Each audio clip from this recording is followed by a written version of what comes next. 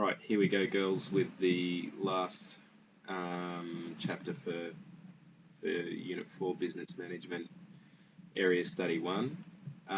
Although, having said that, Chapter 5 is also on Human Resources Management. So we're about halfway through Area Study 1. This is the last chapter that's also accessible on your SAC, which will be on the last day of term. So reminder that ethical and socially responsible management practices basically relate to all areas of study, and it's basically intertwined in all that managers do. So important to understand the difference between them: ethics, the moral codes of society; socially responsible management, going above and beyond what's expected. So what we're going to specifically look at in this PowerPoint is how it relates to human resources management, so ethics and CSR, corporate social responsibility, and HR. So I know that many decisions related to the management of HR involves ethical considerations. You think about any human resource manager, it's really privy to some important information regarding the well-being of employees at an organisation. So, they have to make decisions based on that. So it's really important that they consider the ethics of what they're doing. Before taking any action, the ethical HR manager will think about the circumstances surrounding the proposed action and its possible consequences. So just got to be careful in business, I suppose, or in management, that before you leap or before you go ahead and do anything, you need to make sure that you think carefully about what you're going to do. Anything that involves ethics or gets that thing in your heart going, thinking, hang on a minute, there's something not quite right here. Really, really important that you do carefully think about it, because the way the media is today, and social media and things like that, stuff can spread very, very quickly, and you'll end up on the news or a current affair at 6:30, and it'll be all over. Once your reputation is shot as a business, you'll never get that back. So it's really important that you think about anything involving ethics, think about it carefully, look at the circumstances, the proposed action, and what the upshot's going to be. So where's HR involved? The HR manager will typically be involved in shaping a company's ethical practices through developing a code of conduct for the organisation. That's that really exciting job you've got of, putting together these codes of conduct.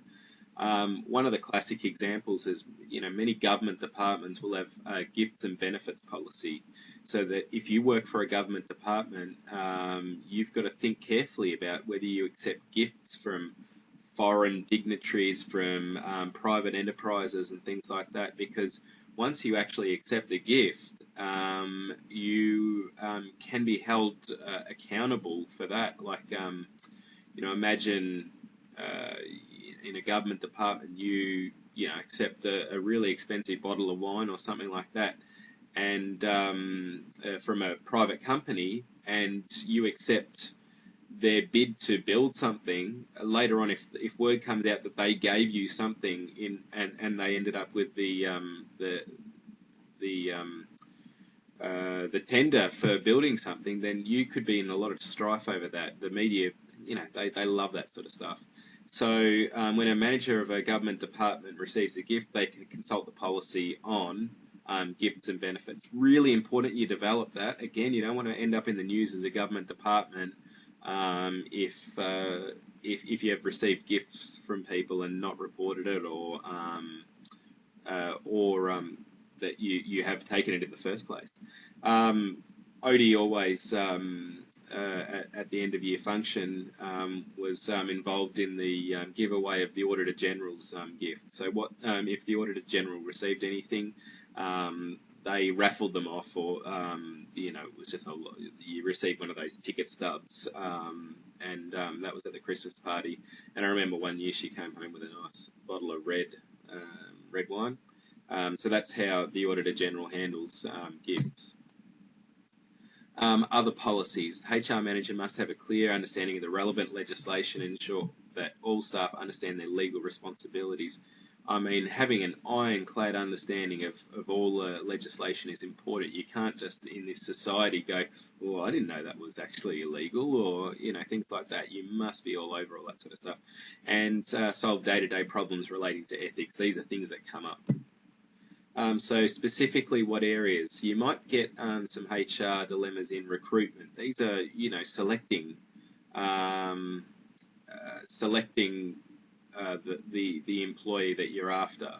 And again, job interviews and things like that involve significant biases in us. As a HR manager, I might see an applicant, they might remind me of myself, and I'm more interested in, or I like recruiting people who are like me. So, that's why the classic recruitment technique to remove bias from recruitment is to have a panel, 3 people, and all 3 people must agree on the applicant or discuss the applicant, and that just takes away any of those recruitment biases that we might have. Representation is very, very important, that an employee is represented if they have done, say, the wrong thing. And we see this all the time, in football, to use that sport analogy again. If an AFL player goes out and does something silly, the club doesn't hang them out to dry. They represent that person. They make sure that they actually get behind that person to show that, well, listen, we'll support you regardless. Not regardless, but they will go into bat for that person, and even if they have done the wrong thing, we'll try to get the best possible outcome for them. Electronic privacy is a big one these days, and again, HR managers are privy to a lot of stuff coming through the system, emails and things like that. So it's important that they, if something comes up or is flagged over an email of an employee doing something, which has happened a lot, then, again, that's an ethical dilemma. Do you act on that? Performance evaluation, when you're actually evaluating how employees have gone, again, there's that bias that we have as a HR manager or someone we may not quite like, or they just rub us the wrong way. Again, got to take away some of those biases and make sure that we do evaluate people based on merit. And finally, promotion or dismissal. Again, so many dilemmas come up, about dismissing and doing it correctly and things like that. The same goes for promotion. Do you promote the female? Do you promote the male? I think I was listening to Labor Party issues going on in the Labor Party at the moment, and Gillard, one of the things that she's desperately hanging on to at the moment is this idea of, it's a bit of a gender war going on. And, she's portraying Abbott as a misogynist and all that sort of stuff. And the Labor Party apparently have a quota of, correct me if I'm wrong, I don't know whether I'm 100% right on this, but it's like 40% of safe seats that Labor has must go to females. That's an interesting one because what if a very competent male comes along and wants to get into one of these safe seats? Well, you missed out because Labor Party has a 40% quota of women that have to be in those seats. That's a real dilemma there, especially at the moment where, there's a fine line of what actually defines what a Labor safe seat is. They're losing so many, or potentially losing so many at the moment. So promoting is also a difficult one. So this graphic here comes out of the book, Ethical and Legal Issues in the Workplace. So these are some of the ones that can come up, okay? Unethical work practices, conditions, unlawful dismissal. That's like just saying, I don't really like that guy, so you're fired.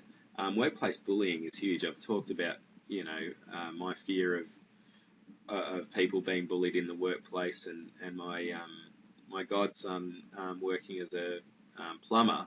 and he's a big teddy bear, my cousin, and I really worry about him being bullied by some of the older guys down there. I don't know whether it happens. I haven't asked him. He hasn't said anything, but I always worry about that.